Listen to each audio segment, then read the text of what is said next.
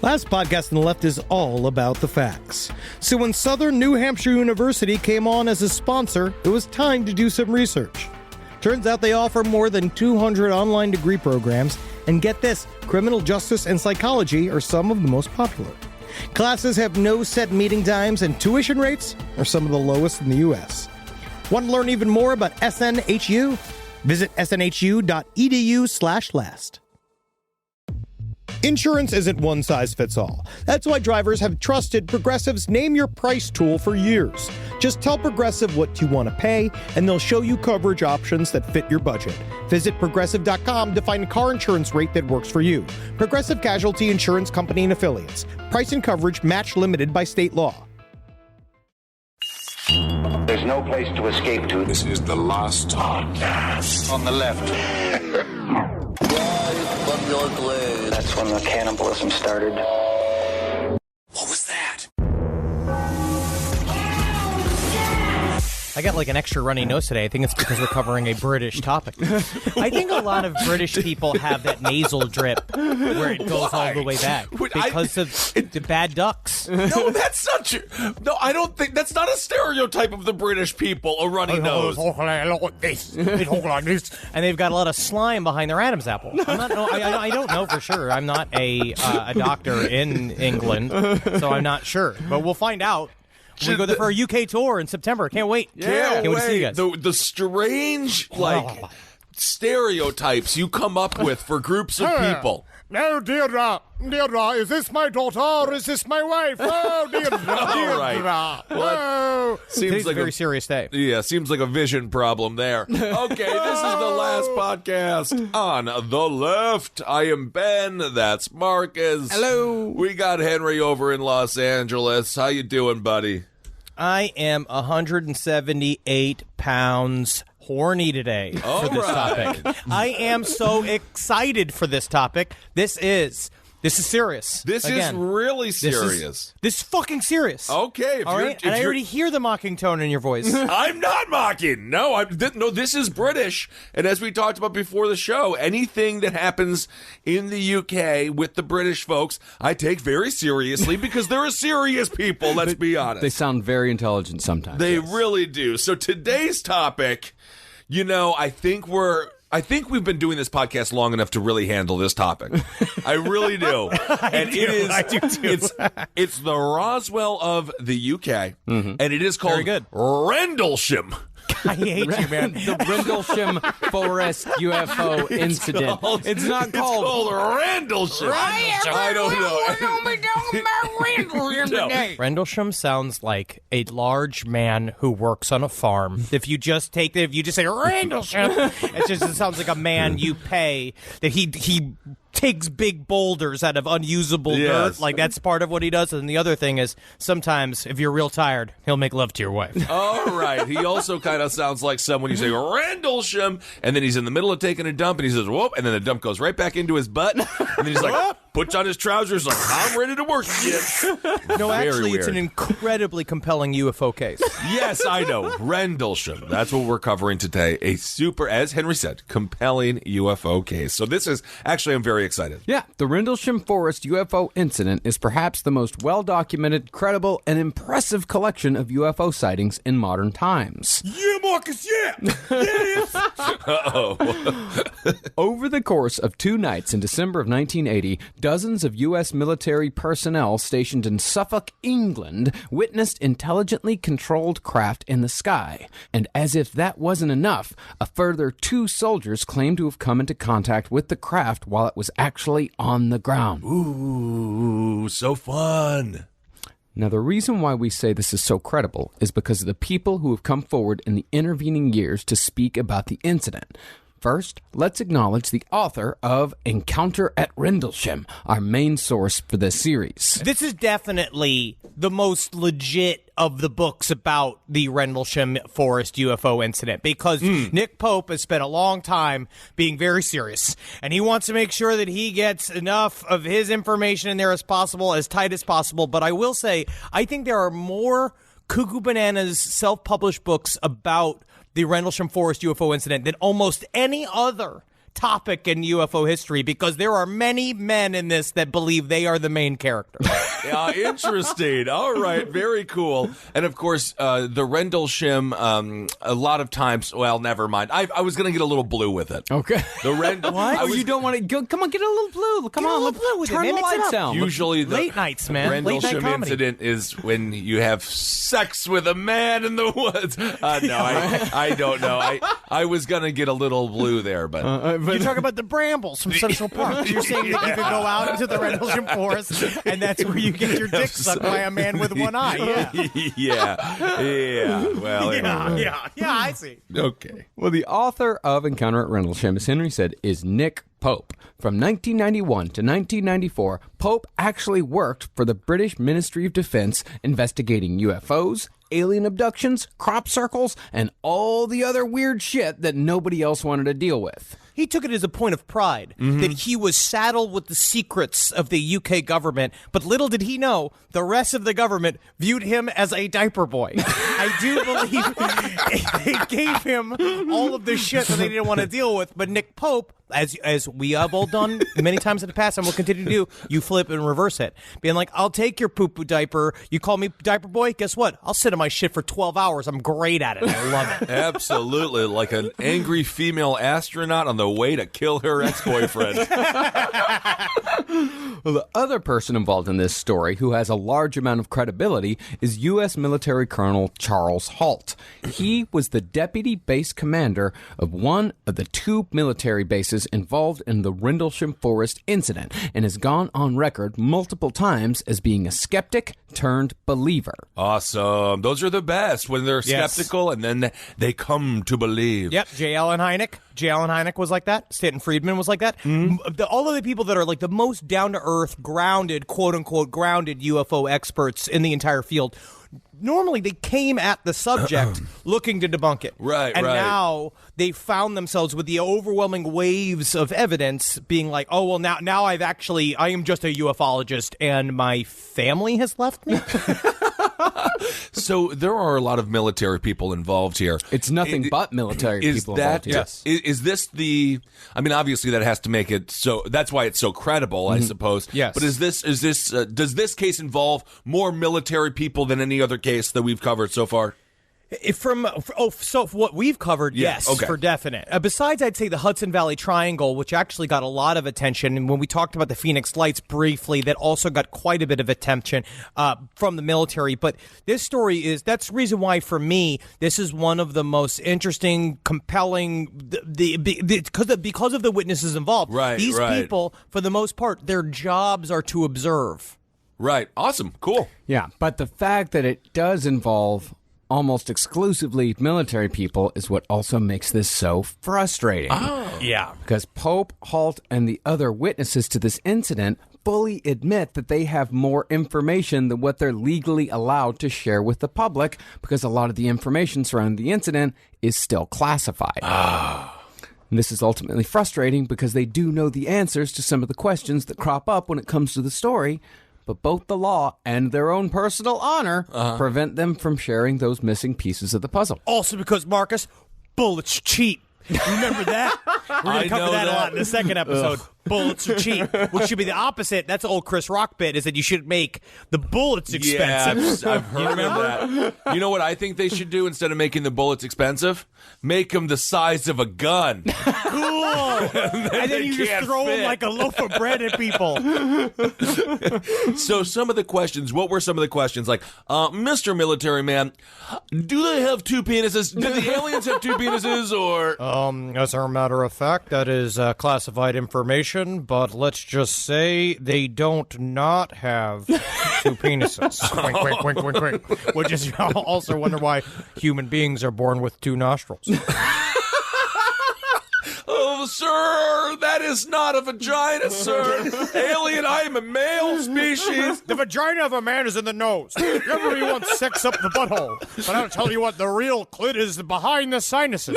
Fuck me in the brain, I say.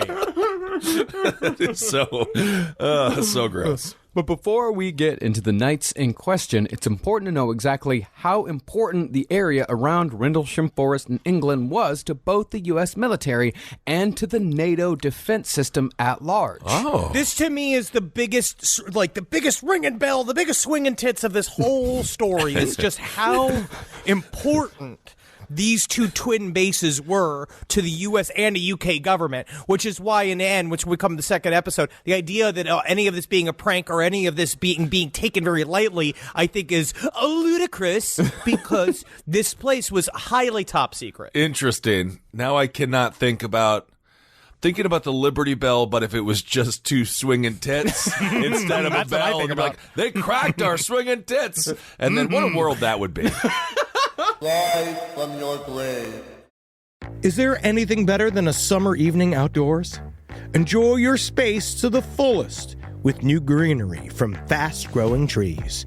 I love a big, thick bush. Fast Growing Trees is America's largest, most trusted online nursery, and they can send me a big, thick bush any time of the day. It arrives at work. It arrives at my car. I can pinpoint on a Google map where it is. Send me a big, thick, brown bush. And they send it immediately when they have it, because sometimes the shaver comes to town.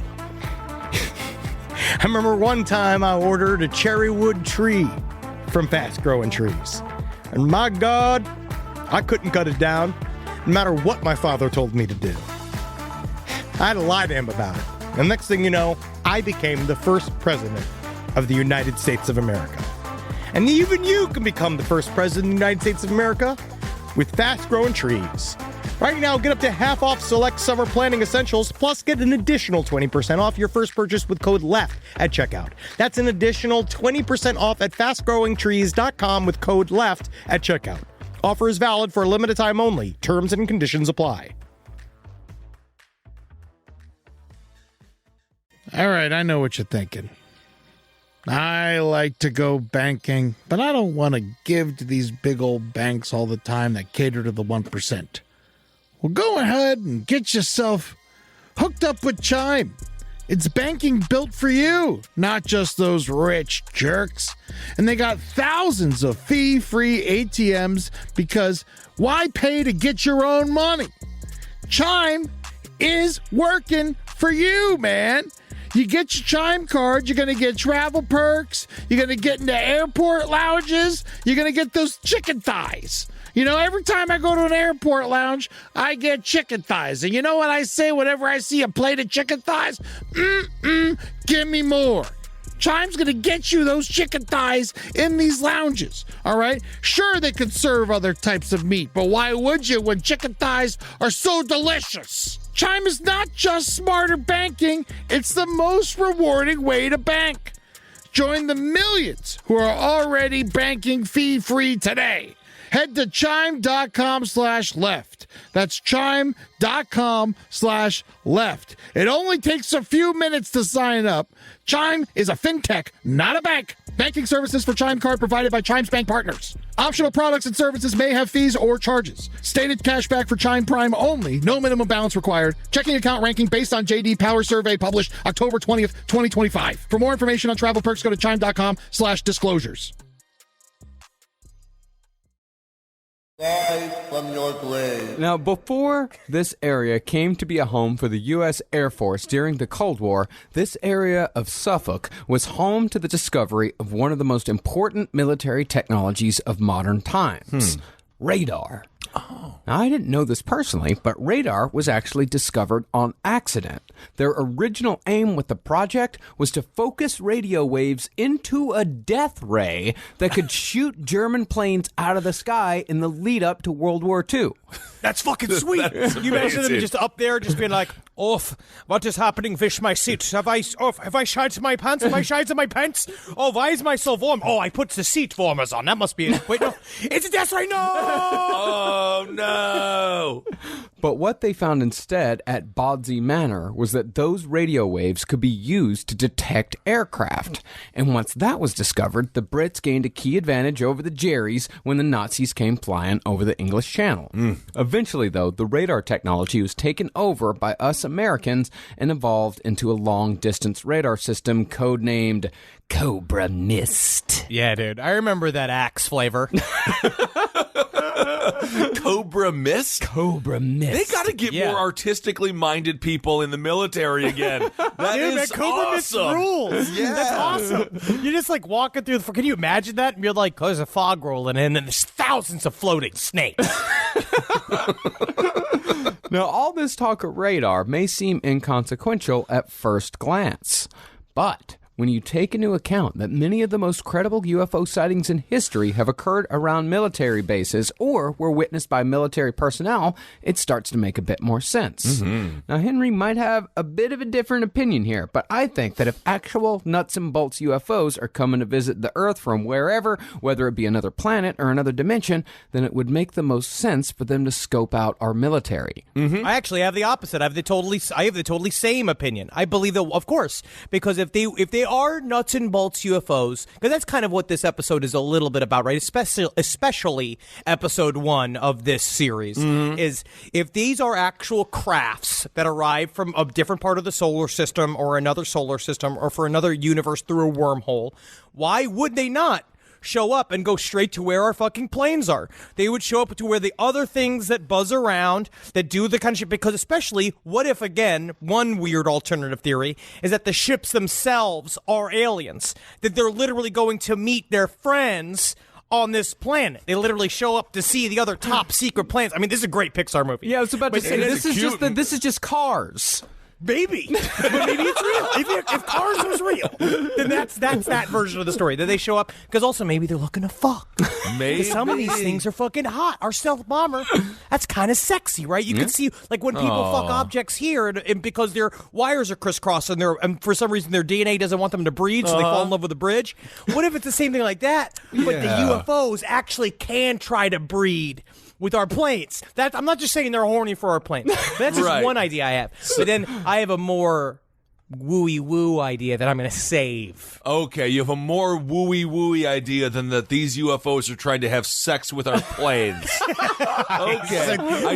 That's science. That's undiscovered science is what I'm talking about. I see. I do think it would be cute to see a montage of the UFOs coming down and then like meeting up around like Epcot Center and then going on the rides, wearing little Mickey Mouse hats.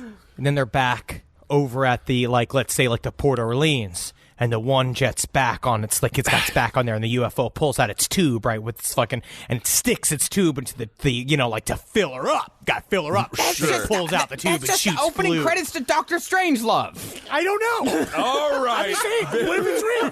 What if it's real? I don't know how we've gotten here, but I like it.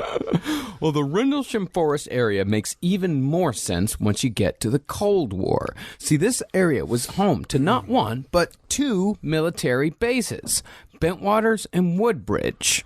And these 2 bases were separated by a few hundred yards of forest. Rendlesham Forest. Ooh, cool. And it was thick. Yeah. It was as thick as the bush hairs on a duke over there. A duke? Like the Duke of York? Yes. Oh, okay. I was quite You know confused. that they don't trim. They don't manscape. No, definitely not. It's a point of pride for them to keep that bush hair long and frustrated. Frustrated bush hair. Marcus, continue with the story. I can't keep on animating inanimate things. I was, again, thinking about bush hairs all tangled up and be like, so how'd we get here?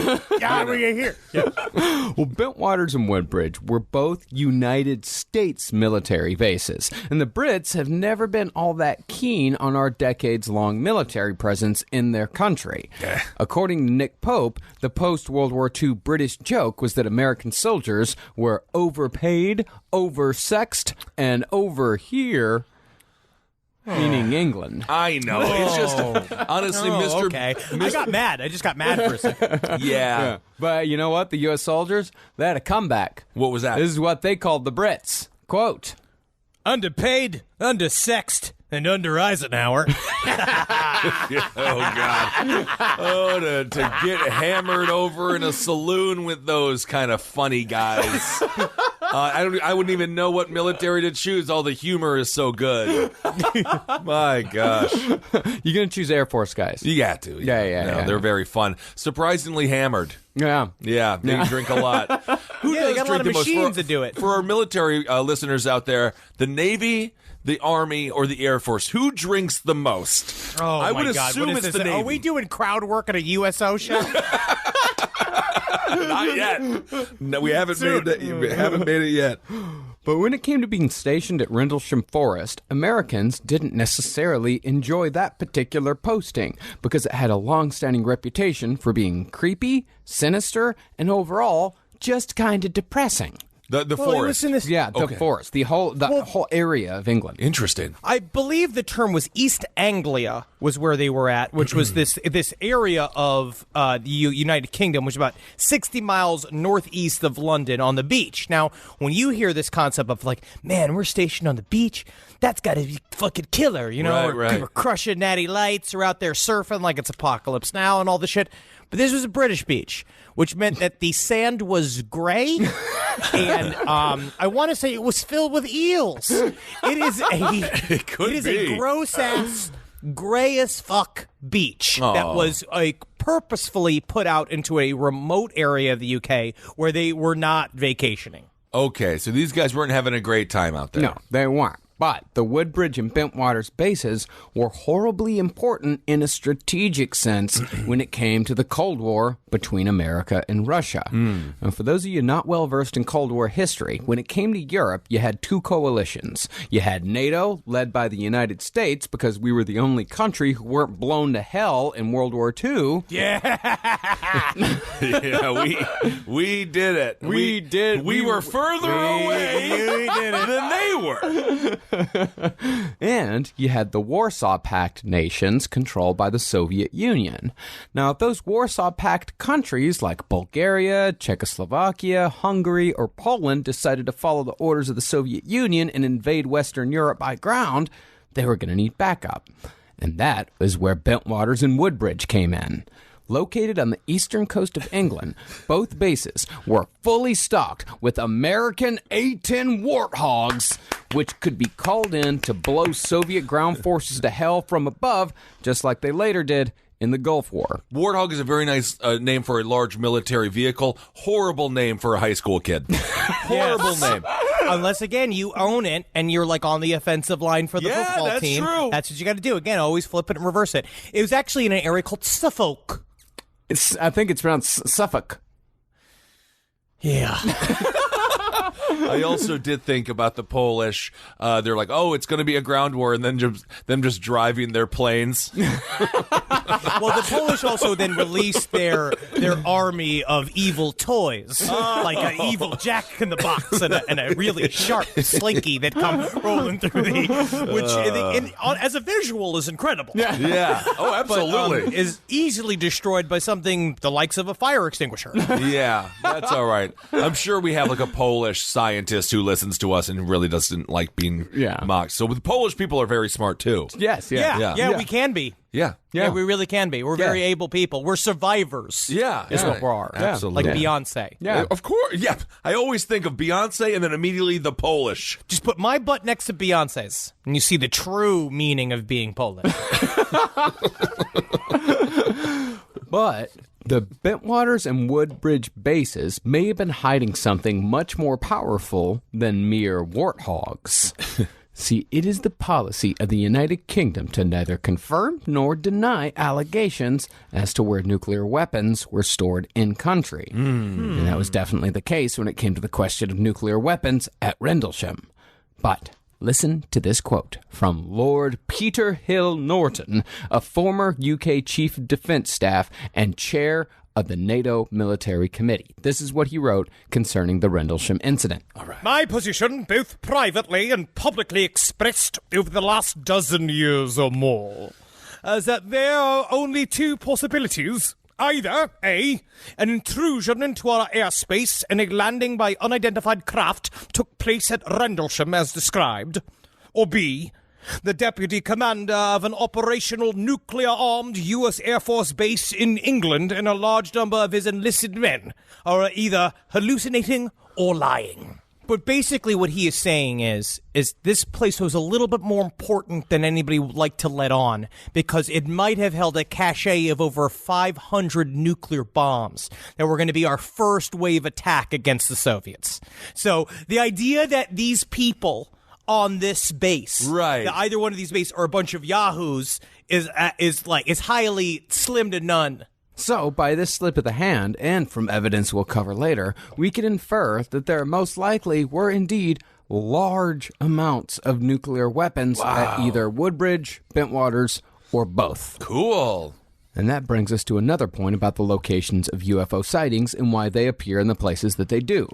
Now, some people posit that it is not a coincidence that the UFO sighting explosion coincided with the splitting of the atom. The hypothesis is that when humanity discovered nuclear energy, we entered a higher echelon of scientific knowledge and therefore merited more attention, just like humans would pay more attention to monkeys if they suddenly learned how to drive. Yeah, when I pay them to put them on the television show. Monkey Uber? That'd be incredible. Yeah. I love that. I think we've actually talked about Monkey Uber before. I swear to God we have. I'm pretty certain we have. Yes. It's true, yeah. If you showed up and it's your Uber driver, just a monkey in there, and he's like points to the back of the car, I'd be like, I don't even go anywhere. Just cruise, buddy.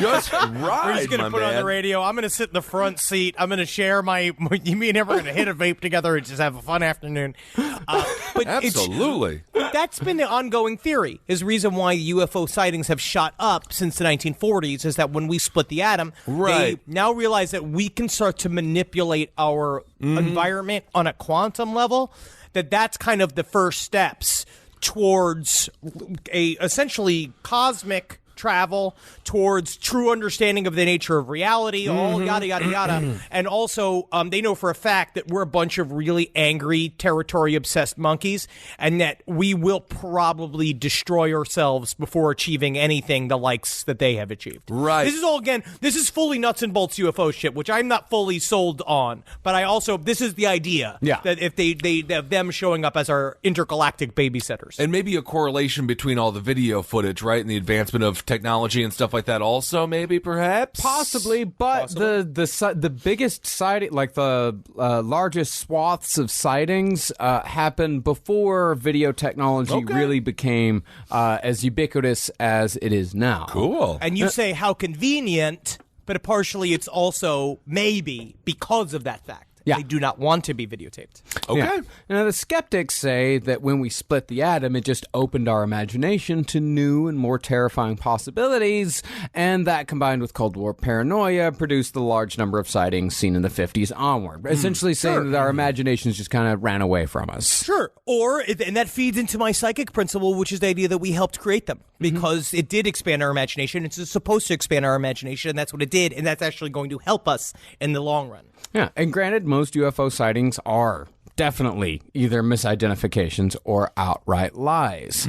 But that doesn't explain why UFOs are drawn to places either housing nuclear weapons or places powered by nuclear energy. Nor does it explain why these sightings are so goddamn dramatic. This is another reason that we should invest in nuclear energy in order to avoid foreign wars and protect our environment. We could have UFOs overhead constantly, and that would be so fun. Yeah, man, we just put a couple of naked girls out there, a couple of naked dudes, see what they choose, man. Just out there just like dancing around the nuclear bombs, UFOs dancing back and forth. You got some fucking DJ Jazzy Jeff going, man. That's just the end of the first act of Independence Day. I want that. What if it's real? What if that was real? It was a unique idea, Marcus. We've covered one of these nuclear buzzes briefly in the past. During the Hudson Valley UFO incident in 1984, a gigantic diamond-shaped UFO swooped the Indian Point nuclear power plant near Peekskill, New York, for about 15 minutes, hovering above the exhaust funnel of one of the plant's 3 reactors. And according to employees who later talked, the plant's security systems and communication systems all shut down for the time that the UFO was above it. It's crazy. But right before, security guards opened fire with fucking shotguns of all weapons. The most useless possible long-range weapon you could find. It didn't even kill Dick Cheney's friend. It didn't even kill me. I got shot with a shotgun when I was like 10. And it was from so far, definitely closer than the UFO was. Hey, buddy, I know. Yep. I played in Division 2. I accidentally switched to my sniper rifle with a shotgun. Horrible decision. Immediately dead. But I just love the immediate power of a shotgun. It's why I also like crossbows. Like it on your hip and just fucking blam and things explode, man. It's fucking awesome. True. But anyway, right before they were about to open fire, the UFO flew away and everything returned to normal. Okay. Bye-bye, nerds. Bye-bye. And this hadn't been the first time something like this happened on U.S. soil. In 1973, a large glowing object was seen hovering above the Manzano Nuclear Weapons Inspection Facility in New Mexico. A book to read is called Need to Know by Timothy Good that has an incredible breakdown of military UFO sightings over the last 50 years. And this is one that's just a little snippet of this fucking glowing object that showed up. And it hovers. It showed up, and they watch it zap a beam where the weapons were. And same thing of the several ICBM tours. They talk about the original testings of several ICBMs. They would shoot up the ICBM, and then a fucking sphere would catch up to speed next to it, do a perfect circle around it, and to each cardinal point on the compass, it flashes white, boom, boom, ICBM falls out of the sky. That's crazy. And then, about 2 years after the Manzano incident, a sergeant named Charles L. Moody claimed to have been abducted from Holloman Air Force Base in Alamogordo, New Mexico, where he got rotted by a bunch of thin-lipped grays. Well, it could have been the Russians. It could have been the Russians. But honestly, for that story, you should really read the Need to Know Timothy Good story because it's a really good abduction mini chapter. Okay, cool. Yeah, and those incidents don't even cover, like Henry said, the dozens of low-level intrusions over intercontinental ballistic missile bases. Now, what you might be asking here, though, is why does this seem to happen mostly to Americans? Right. Huh. Even Rendlesham, to bring it back to our original subject, happened to Americans near American military bases, despite the location of said bases being on British soil. Now, the more cynical might say that Americans are just a gullible people, or, at the very least, more fanciful. Okay, could be. All right. And okay. granted, we can be. We can be a very, very gullible people. Yeah, kind of. And our imaginations can run away with us. That's why we produce some of the best entertainment in the world. Absolutely. That's what the we're good best. at. Yeah, we make the best. We make the best entertainment in the world, and sometimes we make massive mistakes when it comes to governing the country. I mean, we just do massive, horrible things. Because we followed our imaginations. Yeah. But it could also be that whatever it is that controls these UFOs is more interested in us because we were the first ones to split the fucking atom. USA! USA! USA! We stole it from the Germans. USA! USA! No, we did not. We did not! No, we did not. We got help. We got help from the Germans. But that's and I did think about that because it's the aliens aren't going to be paying attention to individual tiny little things. They're going to be paying attention to which government produced it. Nice. And that makes Americans both the most innovative and the most dangerous creatures on Earth. Woo! Yeah, all right. That's my whip crack. Whip crack! Yeah. I mean, Einstein, I mean, there were definitely Germans involved in it, but mostly it was the Germans that took us to the moon. By the time the Germans got over here, World War II was already done. Yeah. Well, thanks for taking us to the moon anyway. Thank you, Mr. Von Braun. Yeah, because on the moon there is no juice. Oh, that's not right. What was that? The director of the NASA? Nothing. You're lucky we're good at forgetting. Also, I'm fairly certain there's some anti-Semitic websites who believe that Jewish individuals come from the moon. It's very interesting. So I don't know if that's... It's like all nonsense is nonsense. Right. You know what I mean? And it also might not be a coincidence that New Mexico seems to be lousy with UFO sightings and abductions, because New Mexico was the site of the very first atomic bomb detonation, the Trinity Blast. Oh, yeah. cool. I really love Detective Comics Marcus Parks. That's my favorite, is when he actually does, like, because it's true. I honestly, this really does. Again, That's interesting. But we're really laying out the yellow bricks of the nuts and bolts UFO road, right? These are what the core beliefs are, if that's the nature of the phenomenon. All right, cool. So, with that in mind, let's get into the stories of the sightings at Rendlesham Forest. And before we do it real quick, I know we have a lot of Rendlesham heads out there that are listening to the show. Just know, what we're trying to do here is we're going to lay out the facts as we know from Penniston's notebook. And because if you don't know, then all of this is fucking garbage to you. Penniston's notebook and Halt's recordings. We're going through all of this. But know that there are many side quests in this little story that we will be covering in next episode. All right. Yeah. Rise from your grave. Call me a squirrel, 'cause I'm covered in acorns. That's right. So many people are focused on where their money is today. And Acorns is the financial wellness app that cares about where your money is going tomorrow. Let Acorns work for you. You put acorns in the ground and you're gonna get trees tomorrow. That's right, investments. And with the Acorns potential screen, you could find out what your money is capable of. I always do that. I'm like, I want to invest in something that I like. Let's say cheeseburgers. Okay? That's kind of hard to do. Acorns will help you find a cheeseburger that is right for you. So sign up now, and Acorns will boost your new account with a $5 bonus investment. Wow! Join the over 14 million all-time customers who have already saved and invested over $27 billion with Acorns. Head to acorns.com/left or download the Acorns app to get started. Paid non-client endorsement. Compensation provides incentive to positively promote Acorns. Tier 2 compensation provided. Potential subject to various factors such as customers' accounts, age, and investment settings. Does not include Acorns fees. Results do not predict or represent the performance of any Acorns portfolio. Investment results will vary. Investing involves risk. Acorns Advisors, LLC, an SEC registered investment advisor. View important disclosures at acorns.com/left. Summer schedules can get busy fast with camps, vacations, sports, family time. And, every single time Carmi eats a block of dark chocolate, we got to take her to the emergency room. You know how much time that takes. All right, IXL makes it easy to keep learning part of the routine in just a few minutes a day. IXL is an award-winning online learning platform that helps kids truly understand what they're learning, whether they're building math confidence, strengthening reading and writing skills, or reviewing science concepts.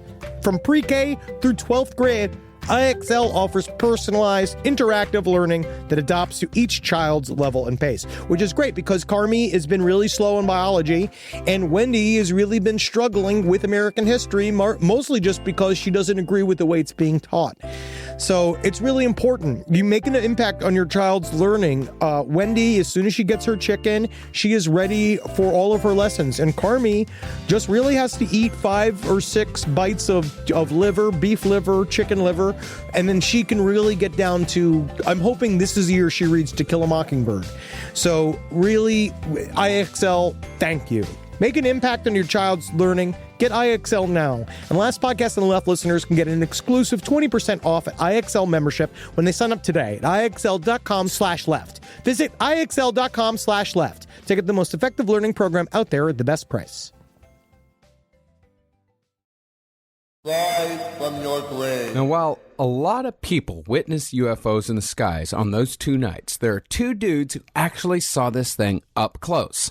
John Burroughs and Jim Penniston, both solid career Air Force men at the time of the sighting.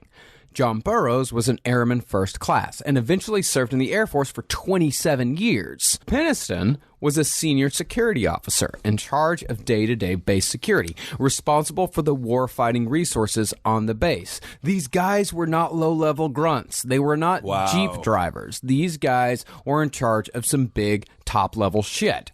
So, on the night of December 26, 1980, John Burroughs saw strange red and blue lights in Rendlesham Forest outside the walls of the base while patrolling the east gate of Woodbridge.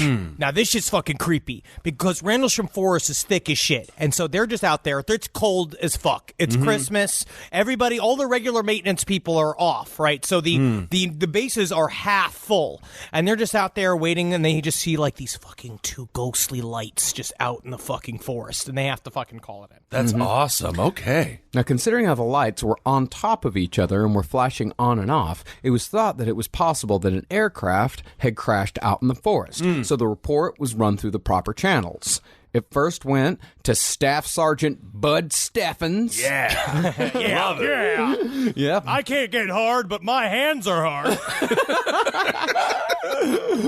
Bud Steffens contacted Sergeant Crash McCabe. These are Bud and Crash. Are they a tag team? I literally cannot drive 55. Unfortunately, because I have had my license taken away from me due to the nature of my drinking problem. Okay. Still can fly, though. That's good. And Crash McCabe got a hold of Staff Sergeant John Coffey. Okay. Like the drink, but not spelled the same. And John Coffey ran it up to the on-duty flight chief at Woodbridge, Staff Sergeant Jim Peniston. All right. Now, it's important for you to know that, because that's what's hard with all of these books, especially with Encounter at Rendlesham Forest, is that they really try to dot the I's and cross the T's of every single bit of the military data so that you can know, as a true UFO nerd, that they have made sure that they documented every single bit of the communication. Because this is how many people have to go through just to go check out these lights. Right, okay. They have to okay it with everybody. Yeah. Sure. And that's when Peniston figured he'd better check on this thing himself. So, Peniston headed out to the east gate with his driver, Airman First Class, Edward Cabansag.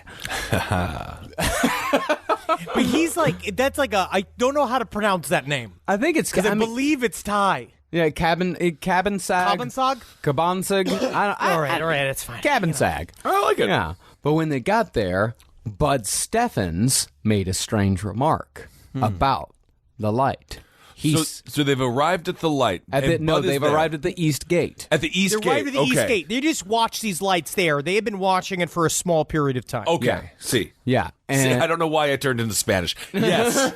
I see. I've been watching Highly Questionable on ESPN, and they say see or no. Oh, well. Bud Steffens made this remark. He said, quote, It didn't crash. It landed. Oh, my God. This is like a movie. yeah. And at the same time, somebody over in the control tower checked the radar and placed calls to other Air Force bases in the area, in addition to Heathrow Airport in London, about 100 miles away, to find out if they saw anything. It turned out a bogey had been tracked about 15 minutes before the lights out in the forest were seen, but the target had disappeared from radar screens directly over Woodbridge. Whoa. Yeah, it showed up on the radar, and the first thing they saw was a cigar smoke. And then it said, verbatim, "It's looking at you, kid." And then it disappeared. That's bogey. Humphrey Bogart. Humphrey No, Bogart. I mean it's another joke that no one will get. I mean, we didn't even get it. Yeah, but I like it. I also like it. I paused Yeah. to go through what it could possibly be. Yeah. And then eventually realized that it's a joke that Ed Asner would have made. Yeah, and Ed Asner. Yes. Yeah, he's one A of the bogey good means ones. an unidentified radio object. Okay, very cool. All right, got it. Love it. Here's looking at you, Bogey. And so, with that in mind, Peniston, Burroughs, and another guy named Master Sergeant Chandler started to make their way into the forest to see what they could see, while the driver, Cabansag, hung back. Did Chandler bring his duck? What? I'm full of jokes. Today is two jokes. I don't even know. I don't know what that joke That's means. Friends. It's a Friends reference. Ben is full of beans today. Oh. I'm full of beans today. I mean, I'm going to get some hate mail for this. But as they were approaching the lights in the forest, all 4 of their radios started to malfunction, as if something was interfering with their communications. So, in order to relay messages back to the base, Chandler returned to cabin sag at the Jeep. Huh. So now, it was down to just Burroughs and Penniston. Okay. They walked further into the dark forest towards the light coming through the trees, but they said the air changed as they drew closer. They said it felt as if the air was crackling with static electricity, and the hairs on their arms were standing on end.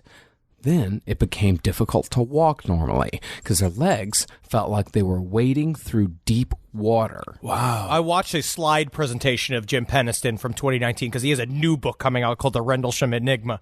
And I was watching this presentation of his, but he was talking about it, and he tried to show, he's like, and I'll show you right now, it was difficult for me to walk. It was like walking through soup. And he tried to show, he's like, because it's not like now how I can lift my knees. And he lifted his leg up maybe an inch. It's like, it was difficult for me to lift my knees. And they could see I was struggling, wading through the soup. Interesting. But now they weren't walking through water. They weren't walking through anything. It was just normal ground. Just walking through the forest. Wow. Then, finally, they came to the source of light in a small clearing. When they walked towards the object, they said they were blinded by a silent, sudden explosion of light. Both men instinctively hit the ground, but when they felt no debris and heard no debris falling, they stood back up. By the reports of Jim Penniston, they were faced with a small triangular metal craft about 9 feet tall by 9 feet wide, resting on 3 legs, kind of like how the lunar landing module looked. Cool. And the way they described it is it had rounded edges, right? It had this, and he said it had a dorsal fin and it had 2 wings. And he looked at it, he said one of the weirdest things about it is that it was coursing with what he called globular light. He said it's the only way he's trying to describe what it looked like. He said the closest that you could call it is like a lava lamp. Was that the actual outsides of it had the blue and red and yellow kind of floating through it like it was a glass filled with liquid. Was it tangible? Was it actually a tangible light? Okay, we'll get into that. Now, on the side was a bank of blue lights, and on top was a bright white light. But as we hear again and again with UFO sightings, it made no sound whatsoever. But Penniston was curious, so he walked closer. When retelling the story, Penniston refers to the area immediately around the UFO as the bubble field. He said that once he entered it, all ambient noise ceased to exist, as if the air around him was dead, and the static electricity got stronger. He said he tried to turn and yell for John Burroughs, who was only about 10 feet behind him, but he found that John was standing motionless and didn't react to his calls in any way whatsoever. Straight up, Burroughs was just standing and staring at this object as the lights were bouncing off of him. Penniston turns back and he says the only way to describe it is that he felt the thing calm down. Like it was the light slowed until it became a black object. And now what he said in his mind at the time was that I'm just about to die. This is a weapon. Whatever this is, he's like, this is obviously not a crash. He calls in, he have to change the parameters to helping hands. And the term helping hands over that time period, which is there's something that is about to affect the safety and the, I believe the working quality of the base, something, that term, where he's like, this is going to fuck us up. This is a weapon. But he wasn't sure if the radio was getting through. So he pulled out his notebook and started making notes and then approached the vehicle. Because he was like, if I'm going to die, I need to document this. Helping hands also sounds like the off menu at a massage parlor. Like, I'll have the helping hands, please. So once Penniston got near the object, he saw strange symbols etched on the side, which were totally unrecognizable apart from a passing resemblance to Egyptian hieroglyphs. Wow, cool. He said he felt relieved when he saw the symbols because he's like, okay, this is something. Yeah. For now, I think, for a second, he's like, I'm going insane. Right. When he saw the symbols, he's like, all right, now this has to come from somewhere then. Yeah. Right. And it's also not a bomb if they put symbols Yes. on the side. You should look at, did you see any of these symbols, Kessel? No, I actually didn't see any of those. It's pretty fucking cool. It is. Awesome. I mean, it's alien writing. That's so cool. Yeah. Then Penniston decided to actually touch the damn thing. He said the surface felt hard and smooth, like running your hand over glass, but the symbols were rough, like sandpaper. But when Penniston touched the symbols, the white light on top of the craft became so bright that Penniston was temporarily blinded, and when he took his hand back, the light dimmed once more. Cool. Then Penniston just kind of stood there for a while, like taking it all in, making sketches, doing sketches of fucking everything, like trying to document what was happening. By then he realized that he wasn't going to die. Yeah. He was like, all right, well, I'm not going to die, so now I really have to do it. So he paced the whole thing. He's just like, he does his whole, like, tall man math, where he was like, I'm 6'3".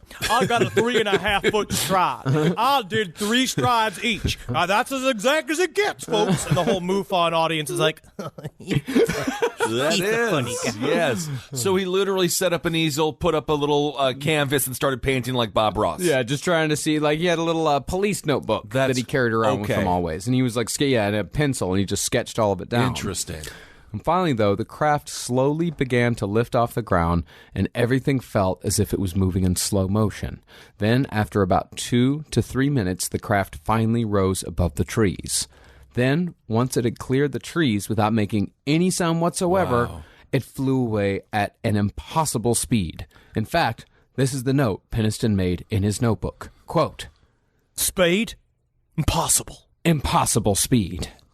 I mean, that's Speed 4. That's a great name for the movie. Yeah, that's awesome. Impossible speed. No, speed impossible. Ooh, I like that. Very cool. But here's the strange thing. Remember, John Burroughs was standing only 10 feet behind Jim Penniston. But he remembers the incident completely differently, although he still maintains that he saw something. Burroughs claimed that after the initial blinding flash of light came, he hit the ground and saw a red, oval, sun-like object in the clearing. He saw no craft whatsoever. And instead of the close encounters experience had by Penniston, Burroughs said his experience lasted only a few seconds. Strange. Or at least, that's what he claimed later. Oh. Yeah. When he gave his original statement about the incident 72 hours afterward, he included a sketch of the craft that looked a hell of a lot like Penniston's. So he was sketching also. From his recollection. Okay. From his memory, yes. Oh, I see. From Okay. his memory. Okay. Now, although he may have just been going along to get along. Which is difficult because Penniston, which we'll talk about, Penniston took full weight of talking to the superiors. Okay. So he said, when they were all freaking out afterwards, they were all like, what are we going to say to our bosses? And he's like, you're not going to say anything. I'm going to say something. Okay. So that he went forward and took all the blame. So I don't know if going along to get along even works for that because he already was to blame. Like it was already on Penniston. They didn't need to back him up. But what's he being blamed for? Just seeing something? Calling him crazy. Right, yeah, calling him crazy. Sure. But this story, it's very, very interesting. We'll talk about this. This is where it gets woo-wee-woo. Okay. Which the idea being like, what happens if our brain is an operating system and an entity is like a program that shows up in front of you? What if it's like a thing and that you interpret it the way you interpret it, and everybody's seeing shit and feeling shit? Yeah, couldn't you? I mean, I could see my brain just totally shutting down. Yeah. Like Yes. when you see something that, like, what oftentimes they say when you have extreme trauma, like when your bone pops through the skin, like what happened with Paul George, your brain literally shuts off, and you're like, you can't remember this because this really is too much for you to handle. Shock. Yeah. Yeah, absolute shock. And, to take it even further with what Henry said about the operating system, if our brain is an operating system and these things are programs, you can't run, say, a Mac program on a PC. Can't run a PC program on a Mac. So some brains are able to run these programs, others are not. Interesting. And this is obviously a last podcast theory and other people's theories as well that believe this about the psychic nature of UFOs. So take that as you will. Oh, yeah, I mean, I know there are going to be people that are going to roll their eyes and say whatever about the operating system conversation. No, it makes sense. And Shock. there are plenty of people out there that are just fine with believing the humans are just a bunch of walking shitbags walking around going, bleh, bleh, bleh, come on. plenty of people that are just fine No, they with won't that. do And that. many people saying, "Oh, let's just talk about killing people and all that." But you know what? Some of us like to be curious about the mysteries of the universe. Very good. Some of us think that there might be a little bit more out there. I don't know why. I don't juice. know why you guys have made yourself defensive. Because there is no one listening nor out there that is just like, we better go give these guys a wedgie immediately. It is a disease that ufologists get. You just slowly, no matter, it's like you talk in a conversational tone, and all of a sudden it says, "You think you know me? You think you know? You better do the reading. You come at me, you do the reading." I think what it comes from is, because I like to look at both sides, and I type in the incident, and then I type in skeptic, and the people who write skeptical responses to UFO incidents are the snottiest people on Earth. And because they're very fond of the phrase "so much for that." No, Henry said the snottiest people on Earth were the British. No, but that's physically snotty, not emotionally snotty. Well, either way, depending on, but no matter what Peniston saw or what Burroughs saw, both men said that they saw a light above them after the flash. Awesome. Flying around, and it eventually flew away over the coast out east. Then they looked down at the ground and found that there were 3 indentations where the craft had been. Now remember, this was December, so the ground was frozen solid, but the indentations were deep enough where it was obvious something very heavy had been resting there. And those 3 indentations formed a near-perfect equilateral triangle. Cool. Furthermore, branches had been snapped off from the trees on the edges of the clearing where the craft had landed and taken off, including branches from way up high. Yeah, man, there's tree rubbins. Yeah, that's the term I kept seeing was tree rubbins. Yeah. Tree rubbins. Tree rubbins. Okay. In other words, if they're telling the truth, some real weird shit had just happened. Yeah. But what was really weird was what they discovered when they returned to Cabansag and Chandler.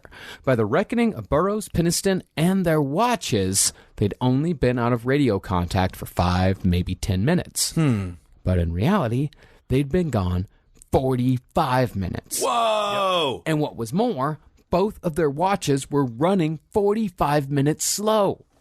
Yep. That is crazy. So we have lost time. We have lost time, and not just lost time, but time that is manipulated mechanics. What? So we have the actual touching of a spacecraft, scene of a spacecraft, drawings of a spacecraft, lost time. I mean, this is pretty much everything you need. This is what we love. Yeah. This is why we're covering this case. It's because it literally this was the weirdest shit because they came back just being like, why are you like acting like they were literally just sitting in the truck like they had been gone for 45 minutes. They're like, we just left.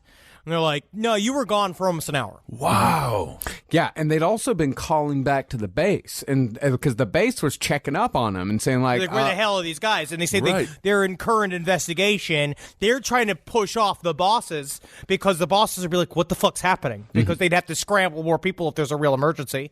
Right. Or if they died. Right. And furthermore, when these guys were debriefed, they found they weren't the only ones who saw weird shit that night. Now, some say that what the witnesses outside of Peniston and Burroughs saw that night was actually the breakup of a Russian satellite, or a meteor shower, and both are on record for having occurred that night in the south of England. Well, how would it go back up into the sky, though? Well, that's the thing. It's possible. Yeah. Well, I don't know, huh? It's the thing is that it's possible that that is what some of the people saw. Some of the people who reported seeing things in the sky that night probably saw a meteor shower, or they saw the breakup of the Russian satellite. But that doesn't explain what Peniston and Burroughs experienced. Right. Nor does it explain the lights inside the forest that they went to go investigate in the first place. Nor does it explain the bogey on the radar. And where was Lauren Bacall? Well, that's a question we could ask every second of every day. But no, it's interesting. Yeah. Because a part of it comes from the misdating that Peniston did on his notebook. That he said that was a true mistake, and others say was purposeful. He was lying, saying that he was essentially lying about the entire thing, which is weird. But I feel like maybe it might have been a mistake. I don't know. But that's because on the night in question, the 26th, was the night all this happening, was when these two other aerial phenomena were also happening. And the 27th, it was not. When it comes to him lying, I guess everyone will be like, did he make a lot of money? Did he get famous? Was his career, and I'm sure we'll cover this, but was his career helped by this? Did he make money with this? Or is it like more traditional? It's highly embarrassing. Okay, so that kind of debunks the idea that maybe he wanted to benefit from it financially. No. Okay. No. And furthermore, there was another actual incident that night that wasn't just lights in the sky. 2 more personnel reported lights in the forest. And when they went out to investigate, a white light had engulfed their Jeep, and the Jeep completely stalled out, and they couldn't get it to start again. Wow. Now, what's interesting about this incident is that for jurisdictional and legal reasons, the Americans were required to notify British authorities that they were going off base to investigate a possible crash. Interesting. Now, while you'd think they'd be calling the British military or some such, who they actually called in this situation when they left the base was the local cops. Okay. Mm-hmm. Yeah. So they're going to take the billy clubs to it. Yeah. All right. The local constable. Yeah, exactly. And here's what the local police wrote in their logs as to what happened that night. Quote, "We have had a call from the LA at Bentwaters in reference to the UFO reported last night. We have found a place where a craft of some sort seems to have landed." Oh, I do feel like he's got a little, like a napkin stuffed into the top of his shirt. They're fun. They're lobster. It sounds like they're always eating lobster. Yeah, or the bangers and mash. Ooh, yeah. I'm actually excited for the UK food. I think I'm going to do beans this time. Do the full English. I'm actually going to do it. Full English is great. I don't It's a good way to understand start it, your but- day, just full of shit. It's like beans and bread for breakfast. Triple B's. And a tomato. And a tomato. Great. So by the next morning, the whole thing had become a bit of a joke on the base. Already. Yeah, already. Of Oh, course. yeah, dude, all night. Because they were like, where were they? They were out for an hour chasing UFOs. So everybody's fucking flipping out and having a great time about the shenanigans that happened the night before. Okay. And you got to remember, I mean, this is 1980 Air Force Base in England. Like, it is Cold War paranoia, so everyone is both on high alert and extraordinarily bored at the same time. Right, Yeah. right. And the joke vibe was what Colonel Charles Halt walked into at 5 a.m. when he reported for duty. Now, Sergeant Crash McCabe told Halt that Peniston and Burroughs had been out chasing UFOs all night. And Halt was actually all about playing the whole thing down. He suggested they use the term unexplained lights in the official report instead of saying UFOs, because you didn't want shit to get out of hand. Right. Charles Halt is a very serious human being at this point in time. He has never smiled in a single picture. Right. I've been reading the Halt perspective written by Charles Halt. It's called the Halt perspective? Yes. Yes. Sounds like you lost a job on Fox News to Bill O'Reilly. It does. I'm pitching a show, The Holt Perspective. What is your perspective? I hate my grandson. There's too many Starbucks and the coffee is too brown. And that's the Holt Perspective. Charles Halt wrote a 500-page entire breakdown of UFOs around the Rendlesham Forest. Like, he went completely nuts. But when you read this, what happens to him afterwards, we'll get into more in the second episode. Right. But Charles Halt believes he truly is the main player of this entire story. So but he is also a believer that there was a UFO here. Oh, yeah. He became one. Interesting. Okay. Very interesting. Yeah, he became one. And even though, like, kind of the rank and file of the base, they were all treating this as a joke, the higher-ups were taking it much more seriously. Really? Almost immediately, documents concerning the incident, specifically security blotters and incident and complaint reports, were pulled and classified as secret by base commander Ted Conrad. All right. What was weird about this was that it completely bypassed Colonel Halt. Colonel Halt should have been involved in these sorts of actions, and as far as he was concerned, the documents had pretty much been stolen from under his nose. I can literally just see Charles Halt, who's probably about 2 inches shorter than me, just like jumping for files that 2 like other officers are just throwing above him to each other and leaving, and he'd be like, "That's not fair. That's not fair. I'm the one that went down there. I went down there and I saw the UFO myself." That's how he sounds. It's a very strange accent. Maybe he's Massachusetts. Perhaps he's a Bostonian. Yeah, it sounds like Yes. it. And there was some attempt at investigation, but the problem was that the Air Force had no standard operating procedure for the investigation of a UFO incursion on or near a military base. That's interesting. 1980. I would have thought they would have had some protocol for unidentified flying objects. But we scrapped it in 1969. We stopped officially investigating. Stop. Whoosh, swish, swish. Quotation marks. Swish, swish, swish, swish, swish. We stopped officially investigating UFOs then when we stopped Project Blue Book. So all of those, the standard operating procedures, all that shit has been thrown out. Because there's not supposed to be standard operating procedures. Interesting. Mm-hmm. Now, one dude, Major Edward Drury, thought that the whole thing had been a Christmas prank. Oh, man, I love Christmas pranks. There was one time, my cousin Robert did this really funny Christmas prank where he was deployed overseas, right? And he wanted to surprise his family. So he came in and he showed up like he dressed himself in a big box for Christmas, like a big bow on top of it. And the family was like, my cousin's so excited to see him. They didn't know, you know what I mean? Like he was coming home for Christmas. And then when he popped out of the box, the problem is that he had some kind of like flashback or something. And he killed his whole family. Really? And that was like the craziest Christmas prank. That is, yeah. I wasn't aware that pranks on Christmas was a thing, but I was not aware Christmas pranks were a thing either. Okay. Yeah, man. No, that's you over Christmas. All we do is we dress up as Santa. I break into people's homes. I tell them I'm leaving presents, and then I just shit. I just shit all over the living room. Right. You know what I mean? Yeah. Because your kids were bad. I guess so. But after debriefing Peniston and Burroughs and hearing that something had come up on radar that night, Drury figured there might be something to this incident. So, a bunch of guys went out to the site and took photographs and such, but they kind of figured that was going to be the end of it. But the next night, on December 27th, the UFOs returned. Ooh, this is fucking so sweet. This is the best part. Is that, because also, it's a Christmas story. Yeah, this whole thing is around Christmas. So it's all this shit. Like they're literally doing the jingle bells, jingle bells, jingle bell rock. Like they have like fucking Santa hats on. They're all getting fucking hammered on eggnog, and this shit's going down. Rise from your grave. I rip around in the bed. You might actually not be surprised by this, but I'm a restless sleeper. I roll back and forth like an alligator with a wounded deer. But something's changed in my house. And it's thanks to Boll and Branch. People keep their bedding way longer than they should. It's because people are afraid of change. Not me. I burn my sheets once a week. But I don't need to. Because Boll and Branch's signature organic cotton sheets, pillows, blankets, and comforters are all designed to be breathable, incredibly soft. They get better over time. Start with the signature sheets. You're going to buy 2 sets so you can rotate them. Come on, you're going to want to. The moment you get into bed, you'll notice the difference. I know I did. I just got fresh from the bath. I was fully lotioned. And sliding into those sheets kind of felt like, to be honest, I felt like the luckiest pasta filling in the whole world.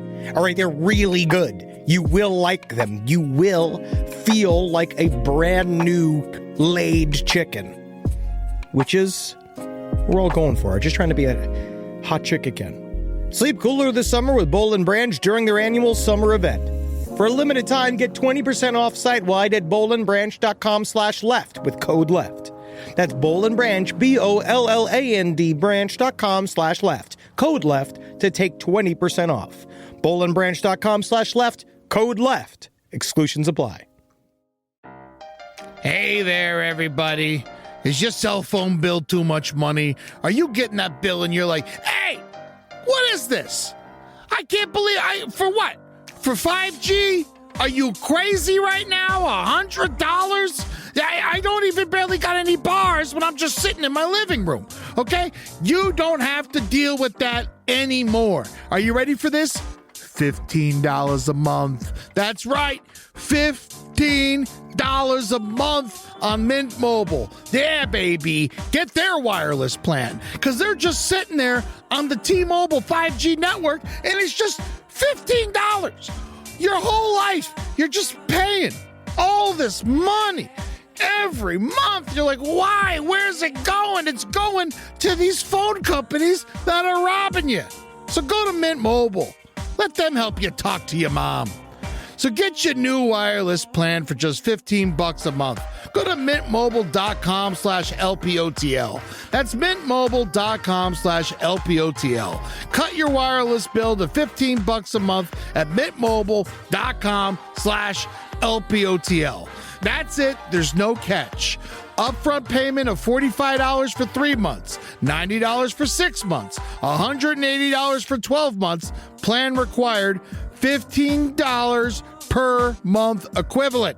Taxes and fees extra. Initial plan term only. Greater than 50 gigabytes may slow when the network is busy. Includes up to 20 gigabytes hotspot. Capable device required. Availability, speed, and coverage varies. See mintmobile.com. Live from your grave. Now, the night of the second sighting was set to be a relaxing evening of R&R, because that was the night of the Combat Support Group Awards dinner at an on-base bar called Woody's that was located naturally on the Woodbridge base. I love it. Oh my God, that would be so much fun. So much fun. It's kind of cool. They set it up like a little town. It's kind of like Auschwitz, where they set up this little town where they lived in. But I mean, that's the only thing I can compare I know it it's to right the only now thing that because you my can whole brain- compare it to. I don't know if it's the best comparison. I can compare it to, I don't know, the fucking military base that my uncle and his family lived on when I was That's a kid. much It's more all military appropriate. bases are like this. They have a bar, they have a PX, they have all kinds of shit. They are Great. little towns. Okay, I don't know. You were correct. I'm not allowed in the military. I have blood clots. But just as they were getting into the swing of things that night, Lieutenant Bruce England, who was on duty and sober, came inside looking shaken. He took Colonel Halt aside and told him that the UFO had returned. Oh. And so Halt, who was also sober... Well, you're really stressing the sober thing. Are you sure they're not hammered? You have to, because Okay. that's like, well, you know, they had a Christmas party that night, so much for that theory. But no, it's like, Yeah, they were, okay. not all of them were blasted. Okay, great. Some of them were. Not all of them were. I actually would trust the drunk person more than the sober person in this, because Absolutely the drunk not. person's going to run right up to the plane, tackle it, wrestle around with it, and bring it back to the barracks. It doesn't need to be like they're tailgating at a Packers game Okay, in I order don't for you know. to get substantial evidence about UFOs. You got to be clear-headed. Okay. You have to be Yeah. annoyingly clear-headed. All right, Yeah. all right. So Halt decided to check it out. First, he assembled a team of sober men and called up Sergeant Monroe Nevels and Master Sergeant Bobby Balls. No, wait, never mind. His name is actually Bobby Ball. Bobby Balls is a typo on my part. I'm sorry, damn it. It would really be nice if I did have 2 testicles, but unfortunately, I'll be Bobby Ball.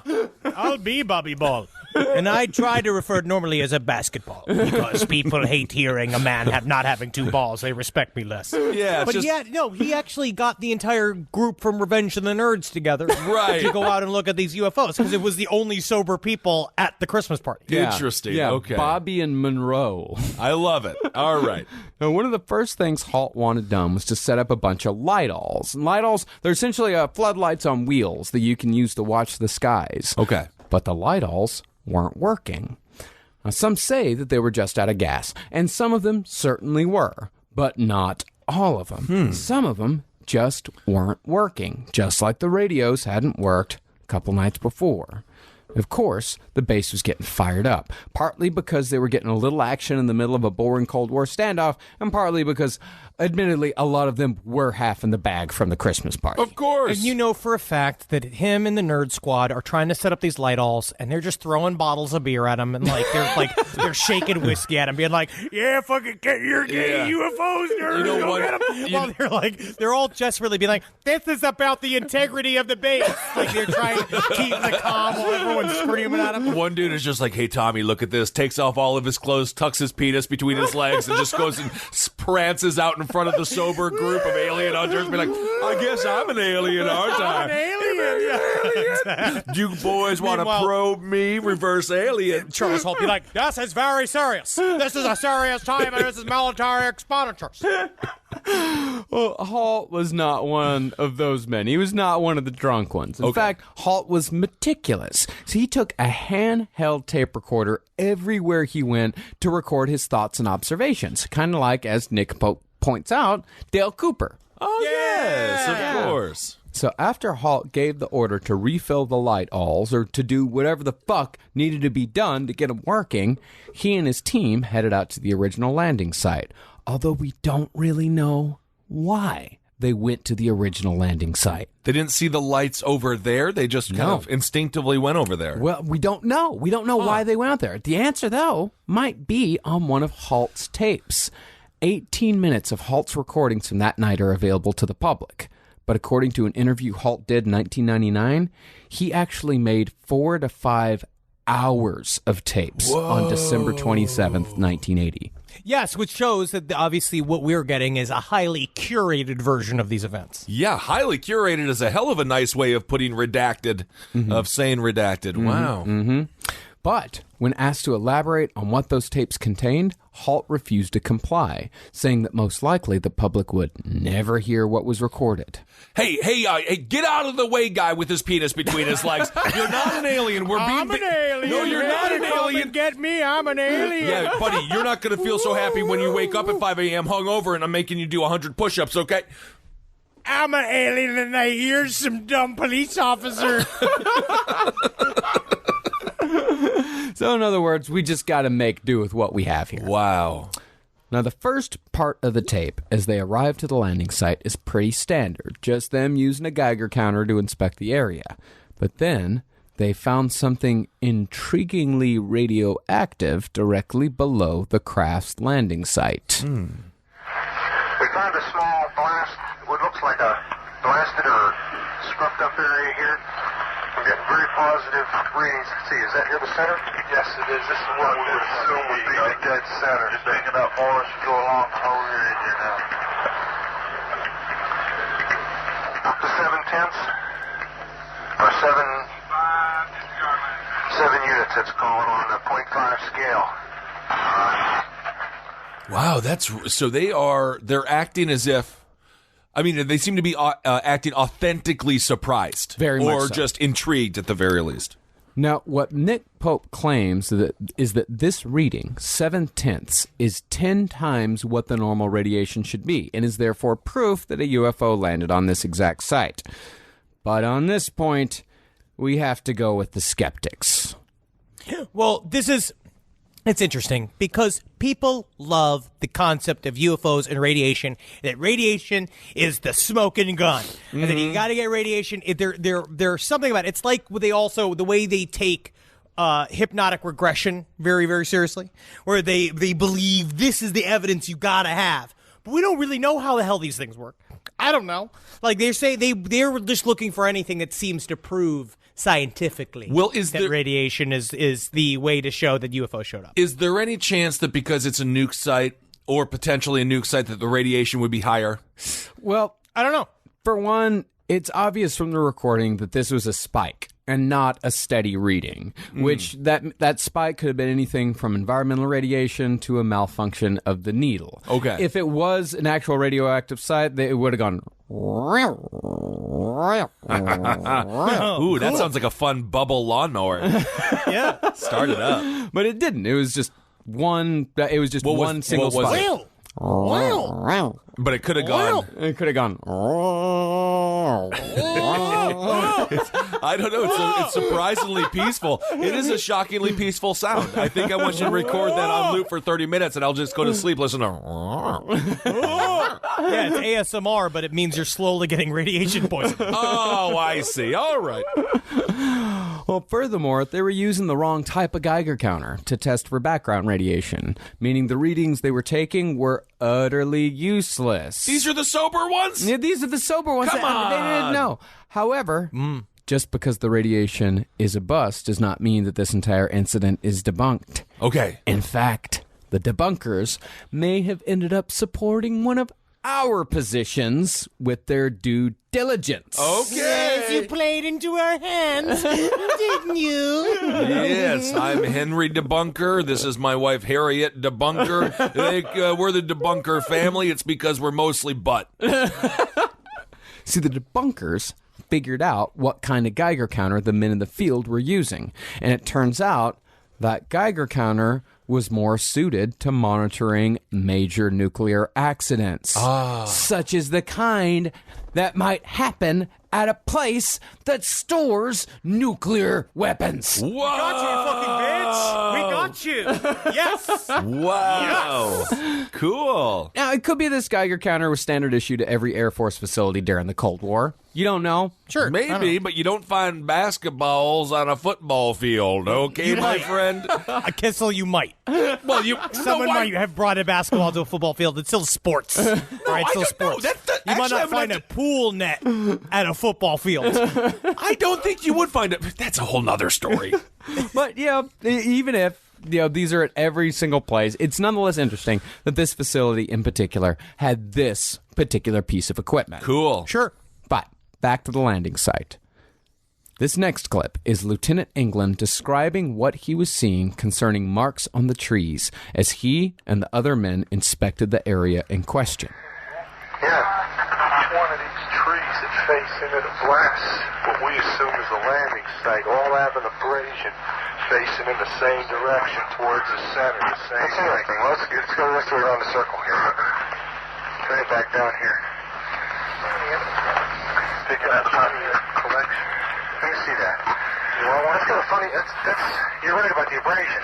I've never seen a tree that's never seen a pine tree that's been damaged react that fast. I got a bottle to put that in. Yeah, you got a sample bottle? Yes, sir. For the soil. Yeah, here. Sit this on the top. You'll notice they're all the same. Okay, from now on, let's identify that as point number 1. That stake there. So you all know where it is. We have to sketch it. You got that, Sergeant Nevels? Yes, sir. Okay. Closest to the wood bridge base. So they're taking soil samples here, right? Of the indentations, of the 3 triangular indentations. Yes, where the UFO supposedly landed, and they're noticing the tree rubbings. So we have them. This is great. Yeah. So they are like legitimately in real time expressing exactly what they're seeing. Mm-hmm. Okay. Yes. Yeah, and as you can hear, although they stay professional, these men are steadily growing more and more concerned. Right. Then, using night vision, the men started finding hot spots, like spots that were literally still warm. Wow. On the ground. On the ground and on the trees. Wow. Yes. So there's a positive after effect? Yes, there is definitely. That's on the center spot. There is an after effect. What does that mean? It means when the lights are turned off, once we are focused in and allow time for the eyes to adjust, we are getting an indication of a heat source coming out of that center spot, which will show up on heat or some form of energy. It's hardly heat at this stage of the game. It's 32 degrees outside. That's a part of it that like this. It's wintertime, so it is very strange for this heavily packed soil to have heat radiating out from somewhere in the bottom of it. Right. I mean, it does beg the question: do the aliens know it's Christmas? I don't know. No, that is. Does it matter if they don't celebrate? Exactly. Then it's just like, I mean, that's my thing. That is really awesome, compelling audio, though. Crazy. All right. Dude, and there's still so much more to go. Then, very suddenly, they started hearing noises from some of the nearby farms, or at least from the surrounding wildlife. Within 148, we're hearing very strange sounds out of the farmers' barnyard animals. They're very, very active, making an awful lot of noise. The animals are freaking out. Like there's now something happening. We're now that whatever the event is starting to freak out all animals, which is a common occurrence during a UFO, any sort of incident. Right. Awesome. I mean, how important is animal reaction? And I'm not because obviously when a storm's coming, the birds know. But how important is that when you have animals be like, yo, some shit is going on here, and we're not. I mean, no one is ever going to be convinced that that some bizarre wolf is a conspiracy theorist on aliens.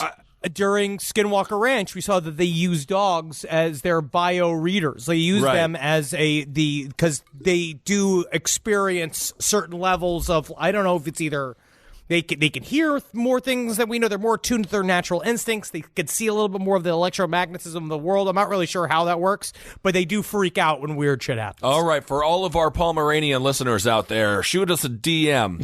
Let us know what you think. But also, and Wendy just freaks out that anybody walked past the window. Of course. Yeah. And then they saw the light. Uh-oh. Pigmentation. You just saw a light where? Wait, slow down. Where? Right in this position here, straight ahead, in between the tree. There it is again.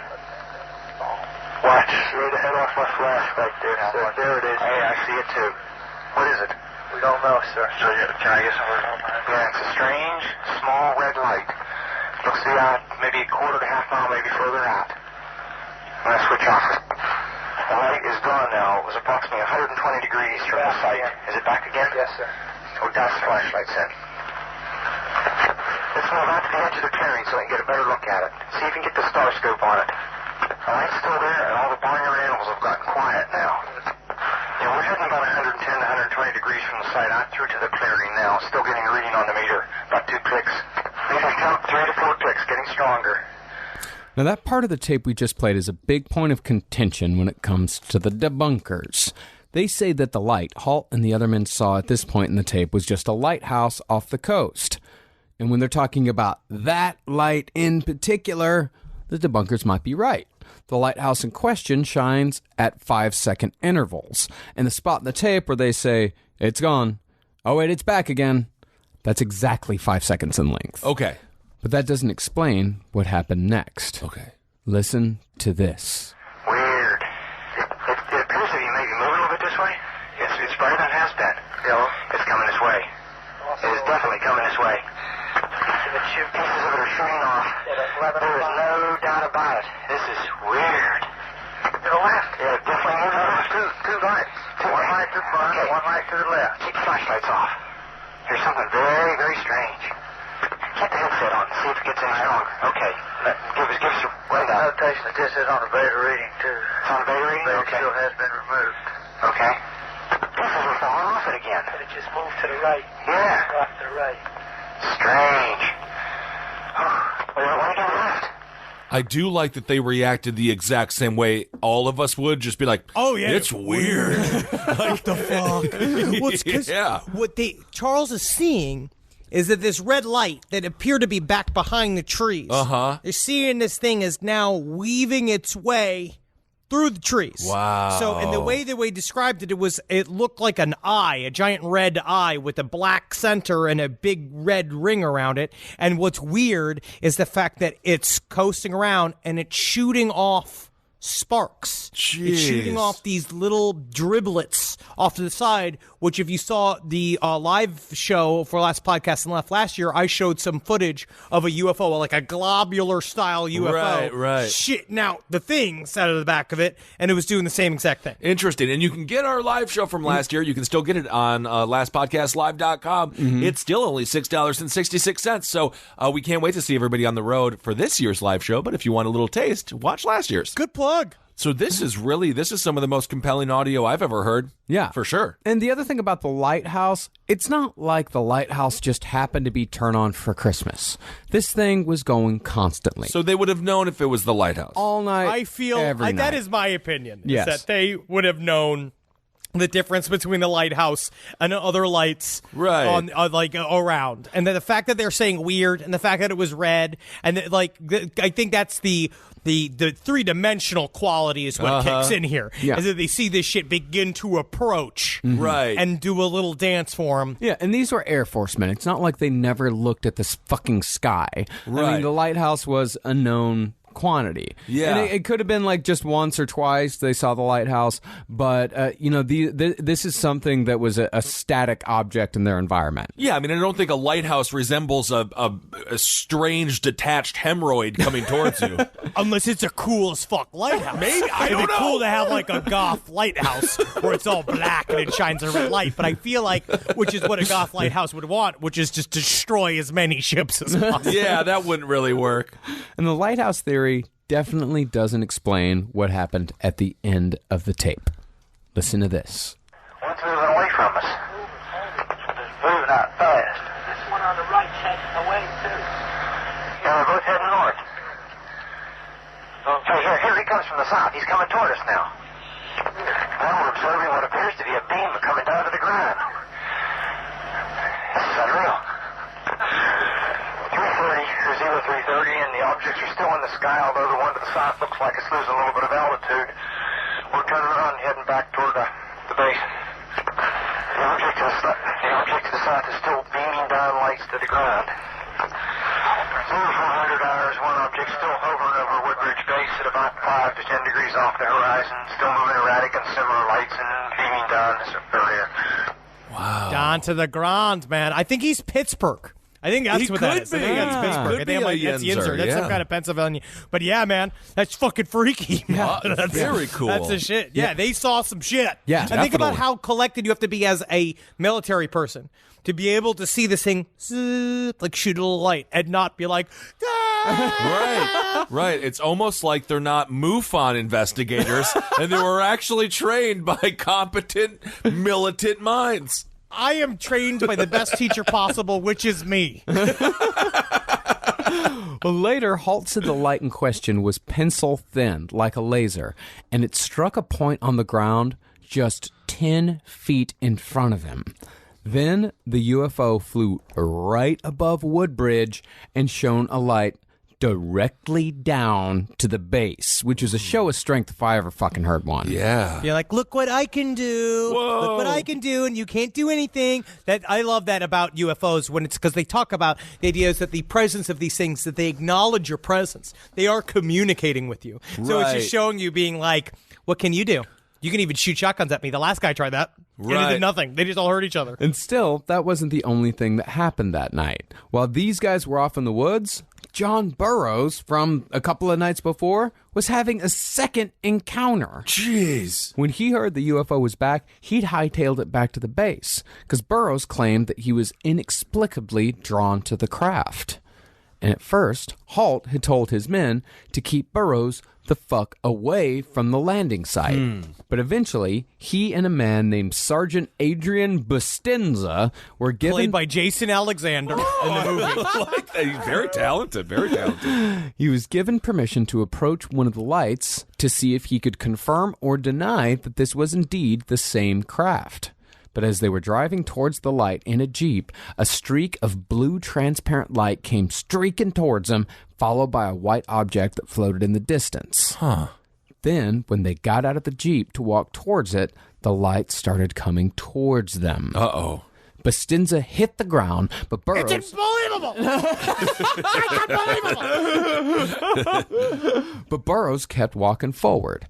Eventually, he disappeared into the light and was gone for several minutes before reappearing. Whoa. Again, he had no recollection of what happened and had missing time when he walked out. But this did add another fairly close-up witness to the phenomenon, bringing the number of people who saw something that night to about 60. 60? Yeah, dude. Whoa. Of military dudes. 60 military guys Yeah. saw this shit. But the sightings are only half the story. The other half is the inevitable cover-up, which we'll cover on the Rendlesham Forest UFO Incident, Part 2. Awesome. It's not some- only the cover up, we're also going to cover the ways specific members of this entire incident and people that were affected by it, how they went completely fucking insane. Right. We will talk about like the there's a lot more here. We're going to talk a little bit about binary code. We're going to talk about some people got scooped. We're going to talk about a crazy person named Larry Warren that just kind of insinuates himself into this story somewhere in the mid-90s where he just all of a sudden, I was there too. There's a lot of those guys that will show up in this story. But Awesome. man, I was the one who took my love- penis between the legs. I was the one who did that. That was me. I was the I alien. was doing that.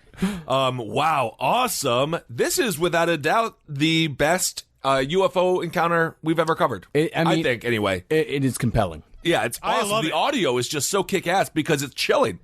It really is. Well, it shows that these guys really did the aftermath too. It shows that whatever happened, they saw some shit. I don't know what the hell was going on. And then we'll also go through all the various ways whether or not this is a hoax next episode too. Because there were several people that said that this was some kind of prank.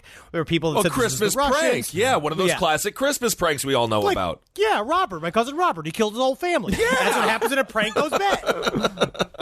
Awesome. All right, everyone. Well, thank you so much for listening.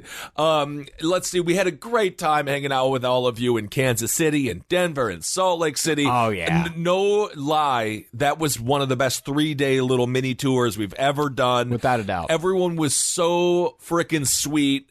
Yes. Thanks for the vapes in Denver. And honestly, thanks for all the incredible artwork. We had some incredible, we don't even you don't need to give us any gifts. We have to fly them back and everything. But every time we receive something, y'all are just so talented. I mean, it's really awesome. We got to see Jeffrey Dahmer's high school yearbook. That was cool as shit. The 1977 yearbook. I have a picture that I have to post. If you're the listener that showed us a video, please hit me up so I can tag you properly. But man, oh man, we had some good. Honestly, I just love being on the road. I love listening. Yep. I love meeting the listeners. I love doing the live show. It's so much fun. It's so you guys much have fun. really made this mean a lot to us. Yeah. Absolutely. And we'll be in Vancouver, Seattle, and Portland real soon. Vancouver still has some tickets available. So please, I don't know the next time we're getting back to Canada. Yeah. This might be our only Canadian trip this year. Don't you think? Yes. I think this is our only Canadian trip. So far. Have fun with it. Make a weekend out of it. Drive from Calgary. Drive from Canada. Wherever you are, come and see us. It will be a very fun time. So please get those tickets to Vancouver, Seattle, and Portland. We'll see you in your beautiful cities as well very soon. And keep on supporting all the shows here on the Last Podcast Network, Page 7, Top Hat, Whiz Brew, Movie Signs with the Mads. You know the shows you love. Keep on supporting the network because all ships rise, and we are really trying our best to get this network, off the ground. And it's already off the ground, but we want it to be flying even higher. Yeah. So we want to show you guys our tree rubbins. Yes, we want to get the tree rubbins for you. So thank you all so much for supporting the network, and thank you all so much for giving to our Patreon. Again, without you, nothing is possible. And you're part of the fam. We're like the Green Bay Packers. Everyone's part of the family here. So thank you so much. Henry and I actually had a chance to interview really awesome guest. She is the director of Hail Satan. Wonderful guest that we got to speak with. Penny Lane. Penny Lane. It was an really good. We talked about Satanism. She honestly fucking really knows what the hell she's talking about. She's great, and check out her documentary Hail Satan. It was wonderful. So thanks all for giving to our Patreon. And do we have any? Is there any? What do we have? Do we have to talk to our audience about anything right now? And we're going to be coming to Australia here in June. So, a lot of those shows are selling out. But come on out to Sydney. Yes, Perth, the whole thing. Yeah, Sydney. Come on out. Yeah, buy them tickets to Sydney. You buy them tickets. We're going to see you in Sydney. Can't wait to be in Australia. I can't wait to be upside down. I want to meet all the spiders. I want to give them kisses. Yep, absolutely. All right. Well, thank you all so much for listening. We absolutely love you. I guess this is the time where we close it out, huh? Yeah, it is. All right, everyone. Hail yourselves. Hail Satan. Hail Gin. Magustalations. Hail me and look to the skies. You don't know what you shall see. Well, in this case, look to the ground as well, right? Sometimes. Yeah. It's good to look into the ground so you know where your feet are, I guess. I guess that does make sense. This show is made possible by listeners like you. Thanks to our ad sponsors, you can support our shows by supporting them. For more shows like the one you just listened to, go to lastpodcastnetwork.com.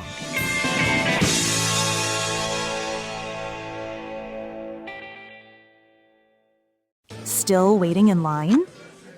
Again? That's time you'll never get back. Save time and money with Stamps.com. Over 4 million businesses have skipped the line with Stamps.com. Join them to save up to 90% off carrier rates from your computer or phone right now. Print postage for certified mail, registered mail, and packages in seconds. Then schedule a pickup right from your home or office. For a limited time, go to Stamps.com and use code PODCAST for a free welcome gift. Taxes and fees apply. This podcast is brought to you by Squarespace. Whether you're just starting out or scaling your business, Squarespace is the all-in-one website platform designed to help your business stand out and succeed online. Squarespace gives you everything you need to offer services and get paid, all in one place. From consultations to events and experiences, showcase your offerings with a customizable website designed to attract clients and grow your business. The best part about it is it can help you design a funnel in which you can very quickly record commercials so that you can get it done while you were desperately trying to get on break. That's the best part about Squarespace. It can really shorten up the time you spend doing things. You got to get in there. Use Squarespace. Man, is it fast. It is absolutely incredible. You're going to love your experience at Squarespace. Head to squarespace.com/left for a free trial. And when you're ready to launch, use offer code LEFT to save 10% off your first purchase of a website or domain.